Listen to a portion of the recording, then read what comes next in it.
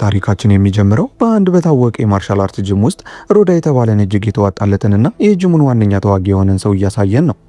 ሮዳ በታሪክ ውስጥ እጅግ ታላቅ እንደሆነ ለሚታሰብ ግጥሚያ ለመዘጋጀት ሌት ተቀን ልምምዱን ሲያደርግ ይታያል። ብዙ ሰዎችም ሀብታቸውን ለማካበትና ህይወታቸውን ለማቅናት ተስፋ በማድረግ ገንዘባቸውን በሙሉ በሱ ላይ ለውርርድ አፍስሰዋል። ሆኖም ግን ይህ ወሳኝ ጨዋታ የሚካሄድበት ቀን ከአንዲት ልጁ የልደት ቀን ጋር ስለተገጣጠመ ሮዳ ለልጁ የልደት በዓል በሰዓቱ ካልደረሰ የእሷን የማሳደግ መብት የማጣት እድሉ እጅግ ከፍተኛ ነው። ለዚህም ወደ ልደቱ ድግስ ለመሄድና ለልጁ ያዘጋጀውን ስጦታ ለማድረስ በትክክል 60 ደቂቃዎች ብቻ አሉት። ነገር ግን ገንዘባቸውን በሱ ላይ ያፈሰሱ ሰዎች ሀብታቸው በከንቱ ሲባክን የማየት ፍላጎት ስለሌላቸው ወደ ቀለበቱ ተመልሶ እንዲዋጋና እንዲያሸንፍ ለማስገደድ ሁሉንም አይነት መንገዶች ይጠቀማሉ። ሮዳም እዚያው በቆመበት በዚህ የውርርድ ጨዋታ ውስጥ ጣልቃ የሚገቡትን የከርሰ ምድር ኃይሎች በድንገት ያስቆጣቸዋል። ይህ ተዋጊ ይህንን ሁሉ ችግር በ60 አጭር ደቂቃዎች ውስጥ እንዴት ይፈታው ይሆን? የሴት ልጁን የልደት ቀን ለማክበርስ በሰዓቱ ይደርስ ይሆን? ሮዳ እጅግ ለሚጠበቀው ግጭት እየተዘጋጀ ያለ ባለሙያ ሲሆን በመድረኩ ላይ ከፍተኛ ትኩረት የተሰጠውና ተከታታይ ድሎችን ካሸነፈ በኋላ ብቁ ተቃዋሚን ፈጽሞ አግኝቶ የሚያውቅ ያልተሸነፈ ተዋጊ ነው። እሱ የሚለቃቸው እንደ አውሎ ንፋስ ያሉ ጥቃቶች ተቃዋሚዎችን በፍርሃት እንዲሮዱ የሚያደርግ ሲሆን ከጨዋታው በኋላም እንኳን ስለ ጥቃቶቹ እንዲያስቡ ያስገድዳቸዋል። ሮዳ በጥንካሬ ውስጥ ሁሉንም ነገር የሚወስነው ጥንካሬ ብቻ መሆኑን በተደጋጋሚ አረጋግጧል። ፖል ደግሞ የጅሙ ባለቤት ሲሆን ሮዳ ከተዋጊነት መንገዱ ጅምር ጀምሮ አብሮት የቆመ ሰው ነው። ከነሱ በተጨማሪም በጣም ከባድ በሆኑ የስልጠና ክፍለ ጊዜዎቹ ሁልጊዜ የምትደግፈው ጓደኛው ኮሲማ አለች። ለዚህም ሁሉም ሰው በሮዳ ላይ እምነት ጥሏል። ምክንያቱም ለዚህ አሮጌ ጅም ክብር ማምጣት የሚችለው እሱ ብቻ እንደሆነ ያውቃሉ። የሚያውቁት ሰዎች ብቻ ሳይሆኑ እዚህ ያሉ እንግዶችም ሮዳ እንዲያሸንፍ ትልቅ ተስፋ ያደርጋሉ። ከጠንካራ ደጋፊዎቹ ጀምሮ እስከ ፖል ማህበራዊ ጓደኞች ድረስ ሁሉም ሰው በሮዳ ላይ ከፍተኛ ውርርድ አድርጓል።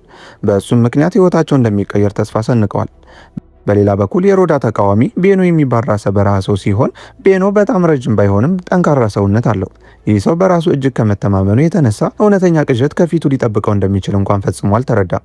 ሆኖም የዛሬው የሮዳ መንፈስ የተረጋጋ አይደለም።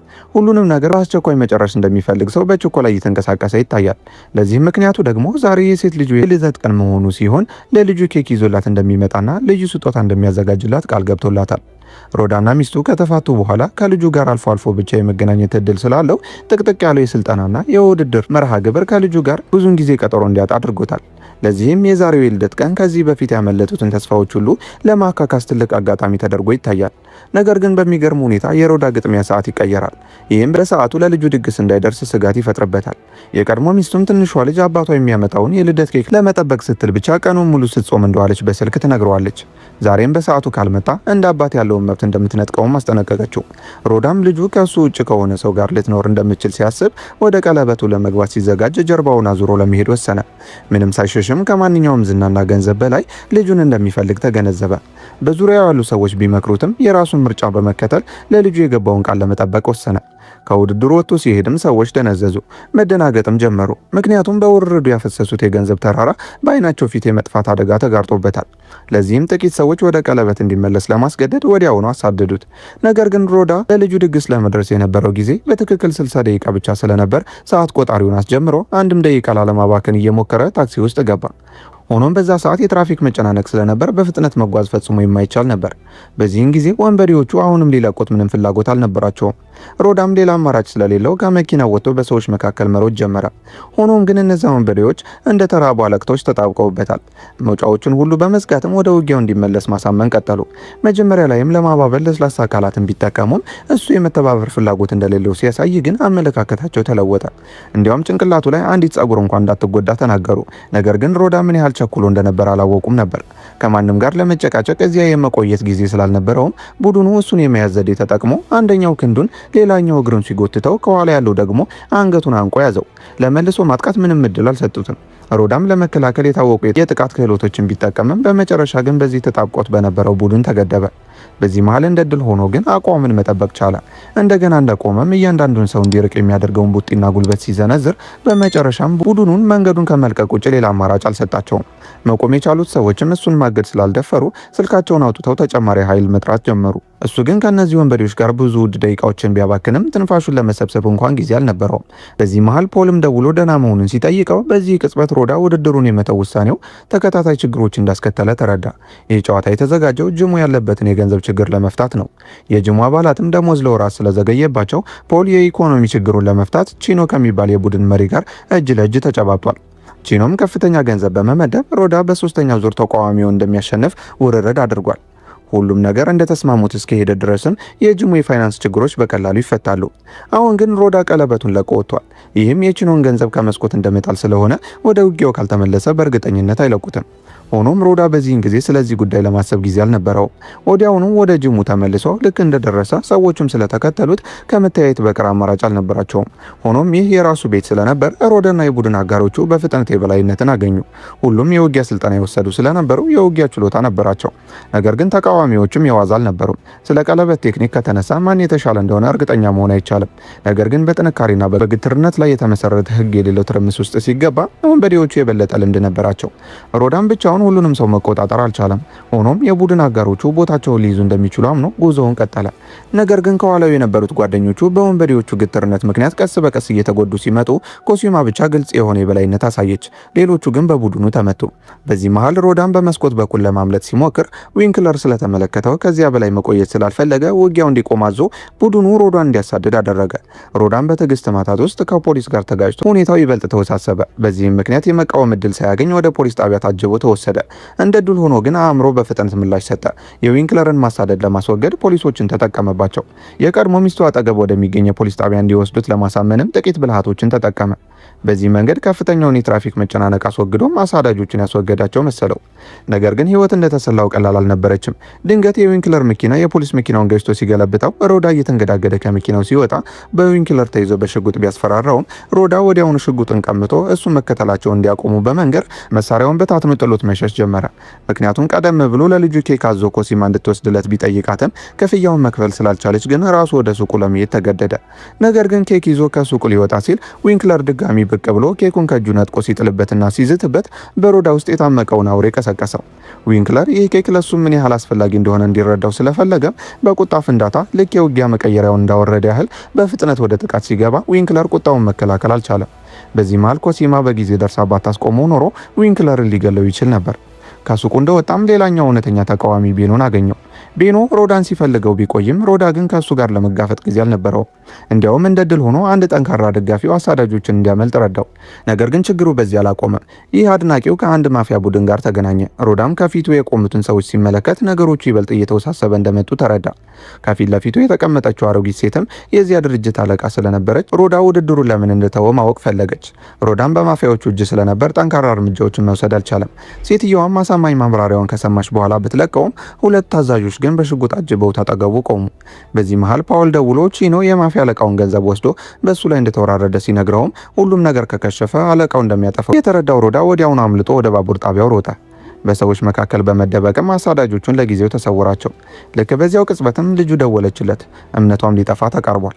ሮዳ ክንፍ አውጥቶ ቢበር እንኳን በሰዓቱ ለመድረስ ይከብደው ስለነበር ጥረቶቹ ሁሉ ከንቱ እየሆኑ እንደሆነ ቢሰማውም ለልጁ ያዘጋጀውን ስጦታ ለማድረስ ግን መንገድ መፈለጉን ቀጠለ። ሆኖም ነገሮች የሮዳን ሁኔታ ለማቅለል የፈለጉ አይመስሉም። ከሜትሮ ጣቢያው ሲወጣ ቤኖ እንደገና ከፊቱ ቆመ። በዚህን ጊዜ ሮዳ ቤኖን ፈርቶ ሳይሆን ለልጁ የሚሆን ጊዜ ስለሌለው ብቻ ለመዋጋት አልፈለገም ነበር።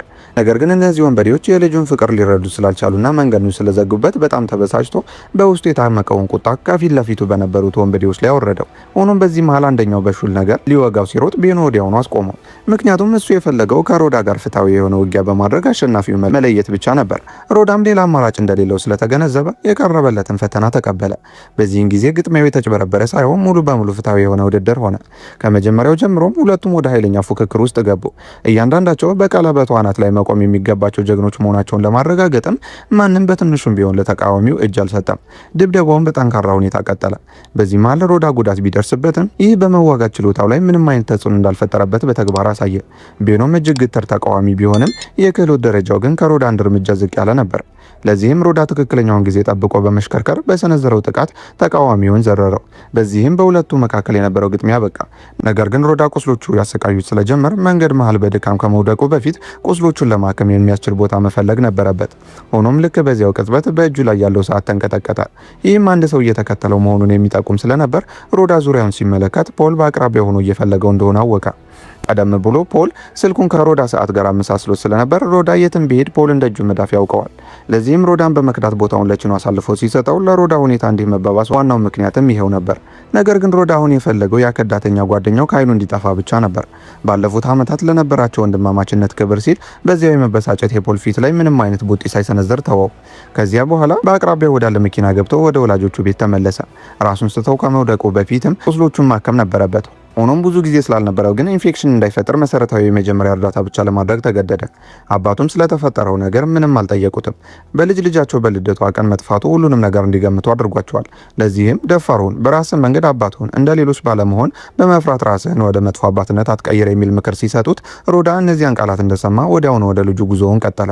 ቀጣዩ መዳረሻው የሆነውም የቤት እንስሳት መደብር ሲሆን ለልጁ ያዘጋጀው ስጦታ ቆንጆ ትንሽ ድመት ነበረች።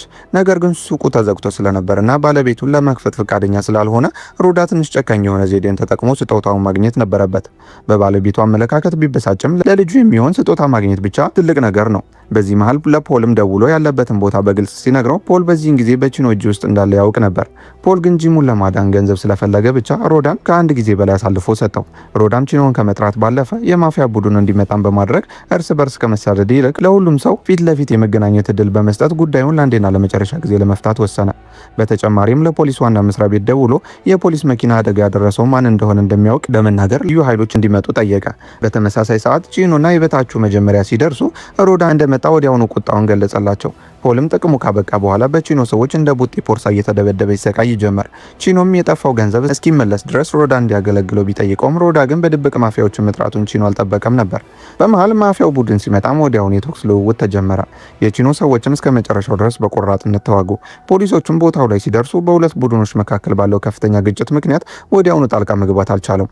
ሁኔታውን ለመቆጣጠር ተጨማሪ ልዩ ኃይል ለመጥራትም ተገደዱ። ቺኖም በሁከቱ መሃል ሮዳንና ፖልን ይዞ በአቅራቢያው ወዳለ ቤት አመለጠ። ፖሊሶቹ እዚህ ውስጥ ይገባሉ ብሎ ስላልጠበቀም በጭፍን ቁጣ ሽጉጡን ተኩሶ ፖልን ሲያቆስለው ይህ ድርጊት ሮዳን እጅግ አስቆጣው። ካልተቃወመ ሁለቱም ህይወታቸው እንደሚያጡ ስለተረዳም ቺኖ ሮዳን ለመጨረስ ሲዘጋጅ ኮሲማ በድንገት ብቅ ብላ ሽጉጡን ከእጁ ላይ ነጠቀችው።